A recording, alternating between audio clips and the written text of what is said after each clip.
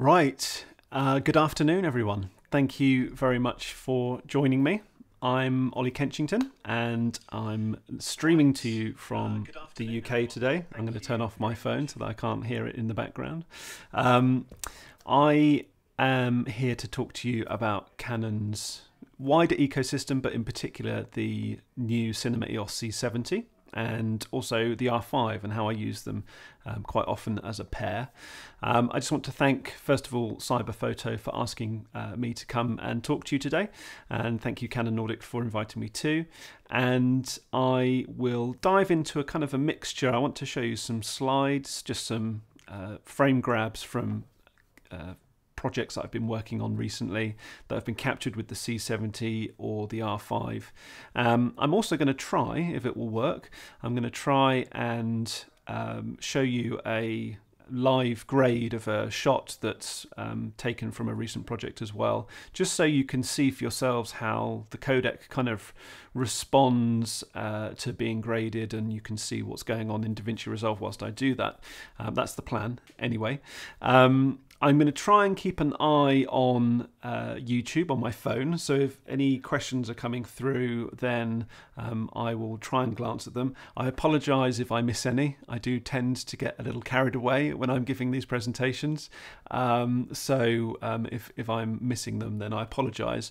But there is a separate Q&A which we will be doing after this main presentation is finished. So that will be on another platform, so we'll be doing that via Teams, and the link for that you can either find in the comments if you're viewing this on YouTube, or if you are viewing this on the Cyberphoto website, then you should see somewhere around about here embedded in the feed, you should see the link there as well. But that Q&A will follow with both myself and representatives from Cyberphoto and Canon as well after this main presentation, and you can also use that as a Q&A and a forum to talk directly to me. But in the meantime, I will, as I say, try and keep my eyes peeled on YouTube on my phone and see if any comments are coming in. So I'm going to start off with just a few slides. So I'm going to move over to my system, and hopefully you can see my keynote presentation. If I come down to here, I'm going to start off talking about the C70, and this is now currently my main camera that I'm using. We've been using this as an organisation for getting on for a year now. Actually, I think I first got my hands on it last September, and that sort of time that I had with it at the beginning when I first started working with it was quite interesting, because I went from sort of being a bit confused by the form factor when I first saw it to getting it in my hands and suddenly realizing that this was actually the perfect device in many ways for the way I work. I shoot handheld a lot, so traditionally I'd be using mirrorless cameras to do that. These days I am using the R5, whereas I've previously been using the EOS R. But the C70 kind of bridges that gap, and it's actually opened up some really interesting ways of working, and I'll talk to you more about the way that I set up the camera. Of course, these two cameras, like all of Canon's mirrorless cameras and Cinema EOS cameras, they all share a unified color matrix and an approach to faithful reproduction of the world around us, which makes my life, very easy when it comes to post-production. But the first thing that I want to talk about, in fact, is the sensor. So the sensor inside the C70 has a technology that Canon call DGO, which stands for dual gain output. And that technology allows the sensor to have a very wide dynamic range. So its latitude of that sensor is vast, actually, and it's a big improvement over other sensors that have come before. Canon claim sort of 16 or more stops of dynamic range, and this is just a frame. There's a couple of frames here where I wanted to kind of use these. They're not particularly interesting shots, but they are in a situation that was something that I wouldn't have been able to handle so easily before. So what we have here is actually a sort of a cafe in a university, and this is from a case study that I'm actually in the middle of post-production on at the moment, but we shot this a month or two ago. And this foyer area and cafe area at this university is actually under a massive glass sort of atrium roof. So there's very strong direct sunlight coming through. You can see just about in the background, it's a very sunny day. There's a blue sky out there, and this is sort of harsh late summer sun coming through. And this is the type of thing that normally I would manage a situation like this with reflectors if I was traveling light and needed something simple, or something much more substantial if we needed to shoot over a longer period of time and we needed to manage that sun. We'd be getting silks up and trying to diffuse the sunlight on the key side, and then we'd be bringing in artificial lights on the other side. But as I say, if I was moving quickly, I would traditionally with other shoots I would just have someone with a reflector just to kind of fill in that other side of the face, because the dynamic range of this is vast. You know, the direct sun on the shirt as well, not just the skin. And also this fine chap here suffers from the same affliction as me, a lack of hair, very, very shiny head. I have been there myself many times, probably right now, in fact, with the key light I've got in here in my studio. But what you'll notice about this shot is that the fill side, so if you like the dark side here, I say fill, I mean there is no fill. So I've not actually used any modification at all here. There's no reflector. There's literally nothing. This is just someone sat down in a shaft of sunlight in a glass atrium in a foyer, and the camera's rolling. This also hasn't been graded. So this clearly isn't log. You can see it's not log. This has just the standard Canon log 3. I can't actually remember if this was log 3 or log 2. It probably was log 2 to get the maximum dynamic range out of the shot. But this has the standard Canon log 2 to Rec 709 LUT just thrown on it, because, as I said, I'm still in the edit for this, so I won't bother grading this until the edit's finished and signed off. So this is just the LUT thrown on, and you can already see it looks great, but more importantly, you can see that the file has retained a huge amount of detail in the shadow areas. There's no problems seeing into those areas in terms of the background or in the unlit side of the subject's face. But more importantly, it's also simultaneously managing to do that and not let anything clip or disappear over the other side. It actually does look a little bit like it's clipped on his forehead here. That actually isn't there. That is just the LUT.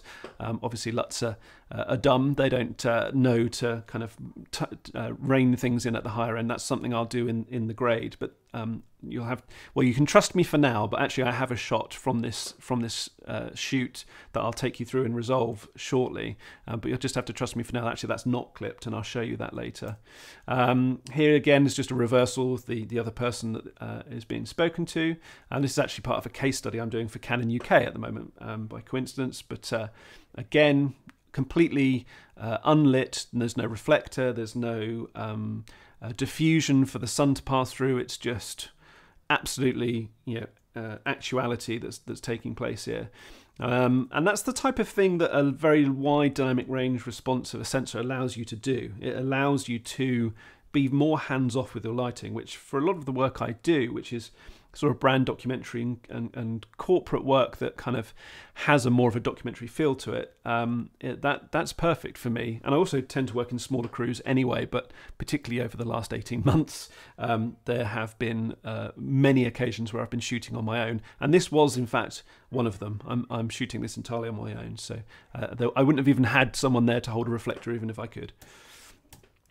This is another shot. I'm actually going to take you through this shot in a minute. In fact, maybe I'll jump into it now. So if I flick over to Resolve, hopefully that has worked. I'm just going to double check the live feed just to make sure that that has worked. Yes, it has, good. And what you have here is that same shot. So if I go back to Keynote, so that's just with the LUT on it. But here I've actually got the digital negative, if you like. Shot XF-AVC 422 10-bit. Internally, this hasn't been externally recorded with any kind of Atomos Ninja or anything like this, so this is straight from the camera. If I just play it back, this is just part of that scene, a little bit of B-roll that we got outside with some of the university students, and all at 50 frames as well. The DGO is actually deactivated after 50 frames, or 60 frames if you're shooting that frame rate. So at 50 frames, I've got obviously something that I can slow down to 50%, but the DGO, the dual gain output functionality of the sensor, which is giving me this vast dynamic range, is still there and still active, which is great. So if I take this this shot and have a look at it, in fact, I'll try and let's see if I can do this. I don't know if I can. Let me see if I can hide that, and hopefully you should be able to see the scopes on their own. Let me just make this nice and large for you. So this is the scopes, the waveform for this image, and you can see if I just scrub through it. And in fact, let me make this just my Luma waveform. Hopefully you can see my cursor. You might not be able to, cursor might be a bit too small, but if I make the Luma waveform fill the whole screen, we can see clearly that the brightest things at the moment, there's a little, a few specular highlights on a few reflective things, actually right in the background behind the talent, the students here, but they're sort of clipping just under 90, which is where you'd expect in Canon Log 2. You can see our raised black points, so you can see there's a huge amount of detail there. We certainly haven't got lots of flat tops and missing detail. And if I just quickly grade this image, so I'll flick back to the ungraded image there, and if I very briefly grade this, I'm just going to bring up the highlights, bring down the shadows. Let's bring down the mids a bit of contrast, and saturation, nothing particularly fancy, a little bit of, get rid of some of that green tints that's there just from the foliage, warm it up a little bit. There we go, that's nothing remarkable, but just a very quick little grade there, just a before and after for you to see. And in fact, there's no problems. The only time where I got a little bit of clipping here was actually just as this car went past. And again, let me see if I can show this to you. I've actually got a little focus indicator here on my cursor. So my cursor is placed over the rear of the car. You should hopefully see a little circle moving around on the scopes. And if I place it right on the back of this silver car, it's actually the number plate on the back is just catching the direct sunlight, and it's got a tiny bit of a flat top on it, just near the top there. But given that we've got in this shot, we've got two people with blonde hair moving in and out of the sunlight. If we look at that little section there, we've got deep dark shadows. We've got people who are wearing obviously dark coloured tops, black, dark blue. One of the sort of relevant parts of this shot was the box of Canon Cine Primes on the ground. We can see clearly into the box. We can see detail in that box. You may not be able to on YouTube. I don't know how bad the compression is going to be, but certainly I can here. But if we follow that through, that whole tonal range, we've got detail all the way through from those deep blacks through to the faces, obviously, most importantly, but even brightly reflective objects like the blonde hair in the sunlight and the direct sunlight on the road behind, and even in this silver car as it goes past, with the sole exception of a very few pixels just on the back corner, those specular highlights. We've got everything. And, you know, this is the type of thing that, as I say, traditionally, I wouldn't really be able to handle very well. I would have to let something go. I'd have to let something would have to give in that setup. And I think that that's really one of the most important things for me, and the reason why we are using the C70 so extensively is because it allows for quite a hands-off, smaller crew, more observational style kind of filming that lends itself certainly to the type of work I do, but I think would help anyone. You know, if you've got less to do in terms of lighting and managing dynamic range of your scene, then that helps anyone. It doesn't matter what you're doing, whether you have a large crew or you're doing it on your own. This whole scene here was shot on a gimbal, and because of the form factor of the camera, I can very quickly move from on a tripod to on a gimbal without really any effort at all. It's a very quick way of working. And although I have been able to achieve that with mirrorless cameras in the past, there's obviously some big differences there. First of all, for a mirrorless camera to easily move between tripod and gimbal and things like that, I need a cage for it. Which I don't necessarily need with the C70. Also, with the C70, we've got built-in NDs. We've got up to 10 stops of built-in ND, got professional audio inputs as well, got a whole range of advanced assistive functions in terms of false color, peaking, waveforms, all of the different kind of things that will help me in terms of exposing the camera. The whole system of the C70 is a Cinema EOS camera. It's just its size kind of belies that, but it is very much in operation a very capable camera, and of course has the same sensor in it as the C300 Mark III, which is kind of incredible, really. So if I just carry on flicking through these slides, I've also got some frame grabs here from a project I shot recently for the RHS. This was a very quick turnaround, literally there for an hour, just me on my own. Again, no ability to shoot with reflectors or anything like that. We had a cloudy day with sun coming in and out, so sometimes it was kind of light shade. Sometimes we had within a single shot going from shade to the sun coming out from behind a cloud. And that's the type of thing that with a mirrorless or a camera that has a lower dynamic range is very tricky to handle, and you end up compromising or having to wait for a consistent period of daylight and then come back again. And with the C70, because of its huge dynamic range, actually, even when it's skin tones, which normally when the sun would come out, so this shot here, in the edit, this is about 5 seconds long, and the beginning of it is behind a cloud, and then towards the end of this 5-second shot, the cloud has moved and the sun's come out, and it rides out those discrepancies really cleanly without the skin suddenly fluorescing or appearing to become highly reflective. And what it does is it in fact treats it just like your eyes would. So obviously our eyes have a huge dynamic range. I think I read once that the human eye has a dynamic range of something like 22 stops. We can see about 10,000 to 1 contrast ratio at any one time.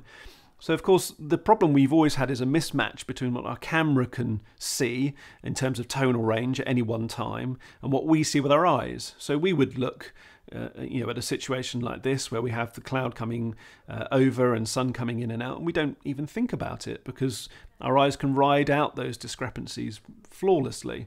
And what you find with a camera with high dynamic range is it's getting really close to that same point as we have with our eyes. It's very nearly at that point where you don't have to worry too much about those discrepancies because it's so vast, it covers so many bases. And again, that lends itself to a more organic, naturalistic way of lighting, but it also just means you can work fast, you can work on your own, you need less light modification. I cannot sing the praises of the DGO and the Super 35 sensor that's in the C70 and the C300 Mark III enough. It's fantastic, it really is fantastic. So let me move down to a few other examples we have here.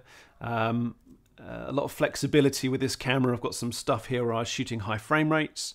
C70 can record at 120 frames in 4K, and it looks good. It looks crisp. It's high quality as well. It's not there doesn't seem to be a particular penalty in terms of image quality when you are shooting those high frame rates.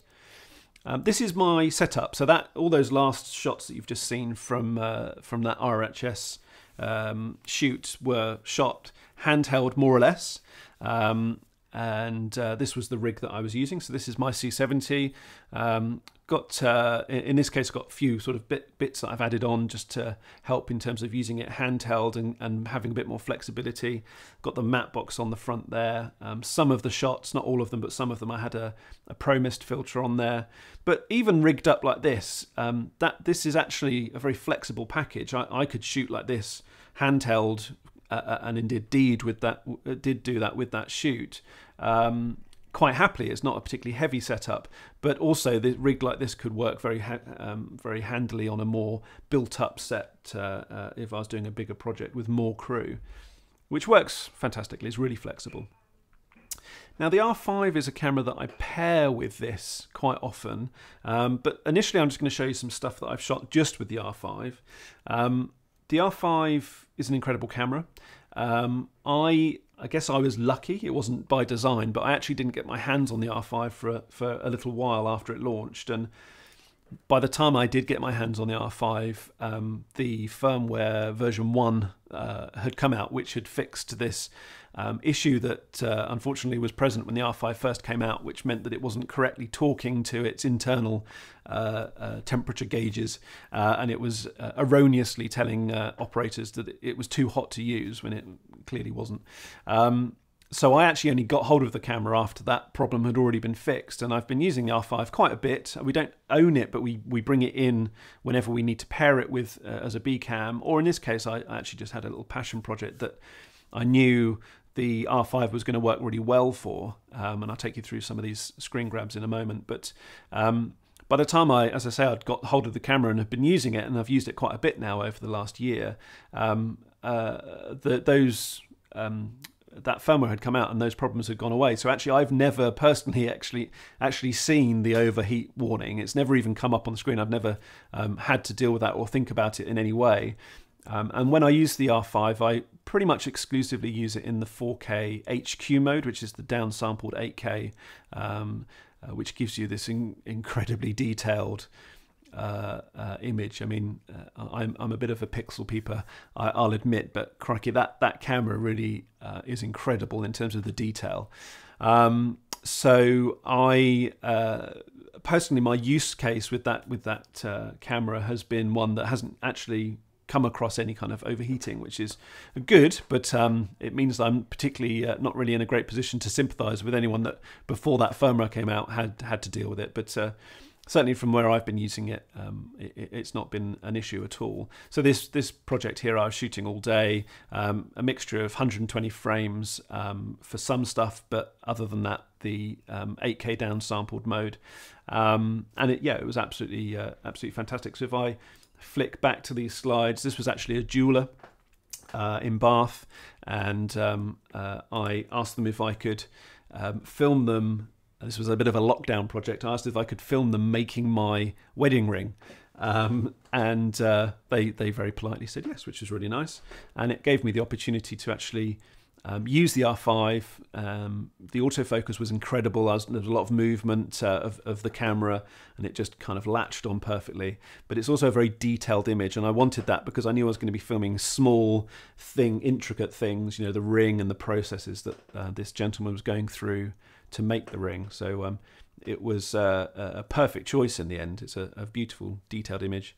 Again, actually, this project's not really finished. This is a very rough temporary grade that I did, and I've not really had time to finish it up properly. So these aren't final frames, but they give you a good idea of the level of detail that this camera gives you, which is lovely, particularly when you've got these small, almost macro shots of the ring being worked on. Now, of course, the other thing about the R5 is it is also just a stunning stills camera. It's that camera that kind of does everything. So to be able to this was actually from an RHS project. We were using the mirrorless camera as a B cam. And I was talking to the talent who was doing something on screen, and he was holding these broad beam broad beans, these dried broad beans that he was sewing in his hands, and I just went, oh, that looks really nice. I love the colours in that. Quickly flicked into stills mode and grabbed this image, and there's a huge amount to be said for those hybrid cameras allowing you to do that. I can't show any of it, but I've also used the R5 on a recent shoot where I was documenting the launch of the iPhone 13 for Apple around London in the UK launch a few weeks ago, and I used the R5 for that whole project as well, a stills project. It's just such a big, deeply detailed image. It's one of the nicest images I've seen from a stills camera, full stop, but particularly obviously a Canon. I haven't yet tried the R3 though. I'd be very interested to compare that, see how that looks in comparison. And if I move on from here, just the last thing I wanted to talk about was across the Canon ecosystem of cinema cameras, the ability to be able to pair different cameras together. So this pairing, this pairing is C70 on the main angle on the A cam, and then this is an R5 that we're using as a B angle to this interview. But I've partnered the C70 with the C500 Mark II. I've partnered it with the C300 Mark III. I've done pretty much every combination. I've used the older EOS R with the C70. There's plenty of times where I've mixed and matched. And the thing about the Canon's Cinema EOS range and their mirrorless range is that they've always been fantastically good at capturing and faithfully representing colour. But Canon seem to have doubled down in the last couple of years in terms of making sure that you can pick up any of their cameras, any part of their range, be that Cinema EOS or a mirrorless camera, and straight out of the box you can capture an image that matches really easily. There's almost no grading that I've done to these angles. In fact, the R5 angle, this one here, I haven't touched at all. This is basically exactly out of the camera. Captured in C-Log, and I think I've brought the shadow point, the black point down, but again, this is a project I haven't actually finished yet, so I haven't graded these properly. I think I did a tiny little bit of work to the C70, but in terms of colour, it was nothing to do with the colour, it was just a little bit of contrast work, because there isn't C-Log as a gamma isn't in the C70. You've got wide DR and then you've got C-Log 3, so in terms of matching the contrast range, that's the only bit of work I had to do.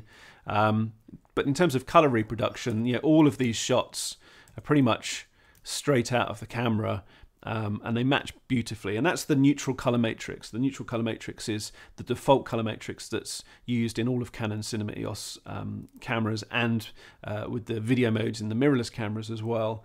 And that colour matrix is designed basically to look exactly the same across all of them. So as long as I'm white balancing these cameras at the same time based on the same light, they essentially look identical once you get back to post-production. I am a colorist by trade as well, so it's not like I'm not able to match cameras if I want to, and it's a fairly easy task for me, but it's still painstaking and it's still potentially time that I'm wasting when I could be working on other things. So it's great to have cameras that match so easily.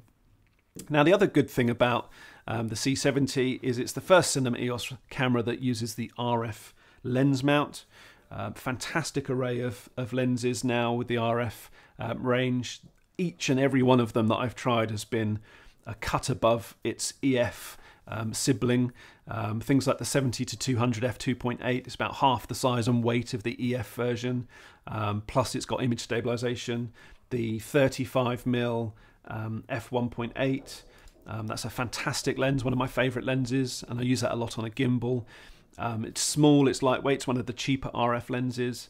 The 50mm f1.2 RF, gorgeous, really sharp. In fact, those medium close-up reverse shots that I showed earlier with the chap with no hair, when I was talking about dynamic range, that's the 50mm RF f1.2.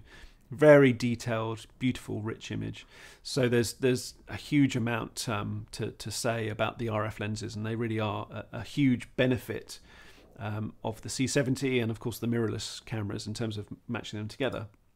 Having said that, if you do have EF glass still, there are a whole range of incredibly useful adapters that will allow you to put your EF lenses on these RF bodies, whether that's the C70, the R3, the R6, the R5. One of the ones that's particularly interesting is this one, the 0.71 times adapter. So you can actually permanently mount this. You can screw it into the C70's body and leave it on there.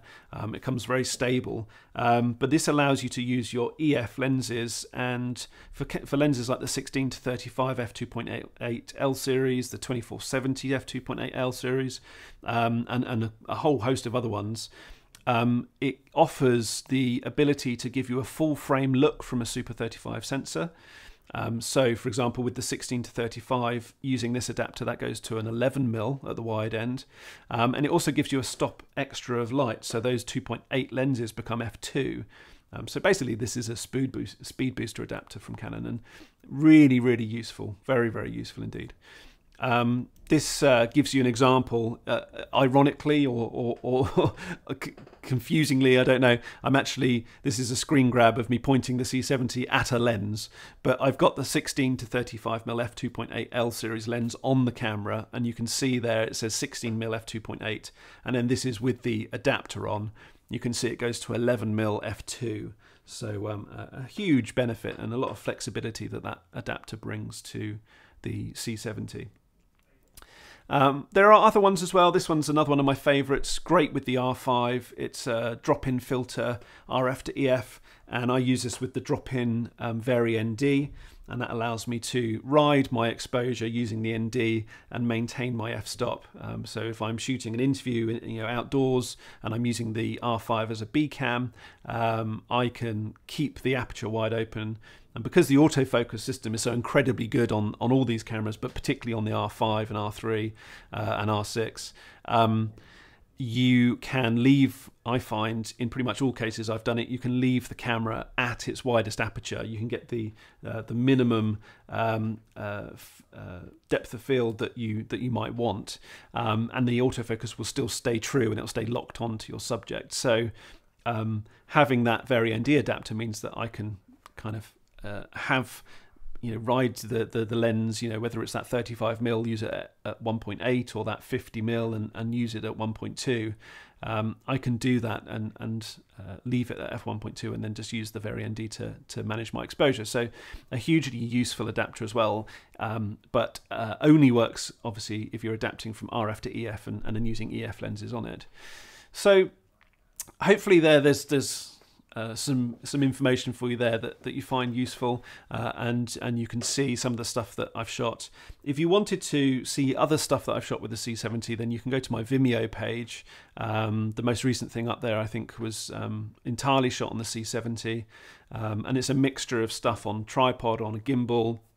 Again, very bright sunshine, small crew, done during lockdown, so no reflectors, no light modification at all, so you can see the type of thing that you can create in those otherwise quite challenging circumstances as a solo operator, and the autofocus obviously helps massively with that as well.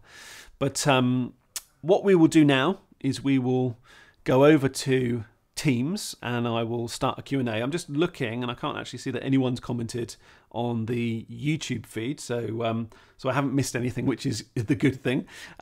But if you do want to ask any questions face to face, then we're going to go now over to Teams for a live Q&A. I'll say goodbye to those of you that aren't going to join us for the Q&A, and thank you very much for watching this presentation, or if you're watching the recording, hello, thank you very much for watching, and until next time, thank you.